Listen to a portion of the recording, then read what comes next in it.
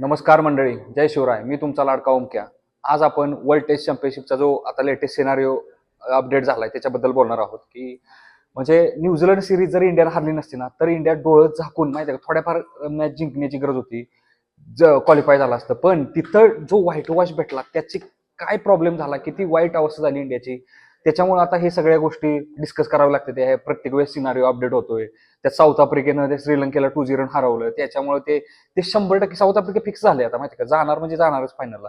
मग आता दुसरी टीम कोण, ऑस्ट्रेलिया का इंडिया? म्हणजे ऑस्ट्रेलियाची इंडियाच्या हातात आहे आणि इंडिया जाणं ऑस्ट्रेलियाच्या हातात आहे, असं दोन्ही डिपेंड आहे. म्हणजे ऑस्ट्रेलिया जर हरलं तर इंडिया जाणार, इंडिया हरलं तर ऑस्ट्रेलिया जाणार, असा विषय. बाकी कुठले तिन्ही टीम मध्ये आता खेळायला चाललंय.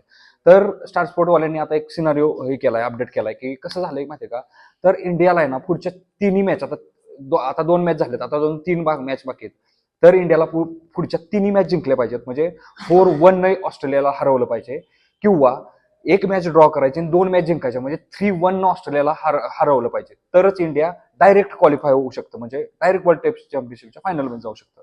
पण जी 4-1 सिनारिओ आहे ना, मला थोडा इम्पॉसिबल वाटायला लागलाय. कारण ऑस्ट्रेलियात तिथं जाऊन 4-1 ऑस्ट्रेलियाला हरवणं म्हणजे हे is not a possible right now. म्हणजे खूपच अवघड आहे की ती गोष्ट. जर आपण 3-1 जिंकलो, म्हणजे एक मॅच ड्रॉ केली आणि 2 मॅच जिंकल्या आता इथनं पुढच्या, तर इंडिया डायरेक्ट क्वालिफाय होऊ शकतं. म्हणजे हा थोडा पॉसिबल सिनारिओ वाटतो की एखादी मॅच ड्रॉ होऊ शकते. मागच्या सिरीजमध्ये पण एक मॅच ड्रॉ झालेली, तो एक पॉसिबल सिनारिओ वाटतोय मला. पण जे ड्रॉ आता कसं झालंय, 2-2.5 दिवसात 3 दिवसात मॅच संपतात आहे, त्याच्यामुळे ती ड्रॉचा सिनारिओ पण थोडा अवघड वाटायला लागलाय मला. म्हणजे मे बी कोण ना कोणतरी जिंकणारच. त्यामुळे असं वाटतं की ड्रॉचा सिनारिओ आपण ड्रॉपच करू, म्हणजे ते अवघडच आहे सध्या. तर इंडिया आता इथनं पुढे जर 3-2 न सिरीज जिंकली, म्हणजे 2 मॅच हरल्या आणि 2 मॅच जिंकल्या इथून, आता 3 मॅच राहिल्यात, त्याच्यातल्या 2 मॅच जिंकल्या, 1 मॅच हरली इंडियानं, तर 3-2 सिनारी होईल. त्या केसमध्ये कसं होईल की साऊथ आफ्रिकेचं आणि श्रीलंकेचं, ऑस्ट्रेलियाचं कसं आहे, आता ऑस्ट्रेलियाच्या इंडिया बरोबर 3 मॅच राहिल्यात आणि श्रीलंकेबरोबर 2 मॅच राहिल्यात. तर श्रीलंकेला ऑस्ट्रेलियाला बरोबरची एक मॅच जरी ड्रॉ केली पाहिजे, म्हणजे ती सिरीज होणार आहे, त्यात श्रीलंकेला एक मॅच ड्रॉ केली पाहिजे, तेव्हा कुठं इंडिया क्वालिफाय होईल ह्याच्यासाठी, फायनलसाठी. ऑस्ट्रेलिया होणार नाही जर 3-2 तो सिनारिओ आहे.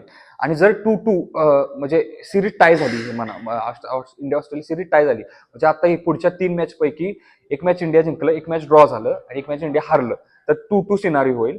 तर त्या केसमध्ये कसं होईल, तर श्रीलंकेची ऑस्ट्रेलियाची सिरीज आहे ना, तर श्रीलंकेला कसल्या परिस्थितीत ती सिरीज जिंकावी लागेल, ॲज 1-0 जिंकावी लागेल किंवा 2-0 जिंकावी लागेल, म्हणजे तरच इंडिया क्वालिफाय होऊ शकतं.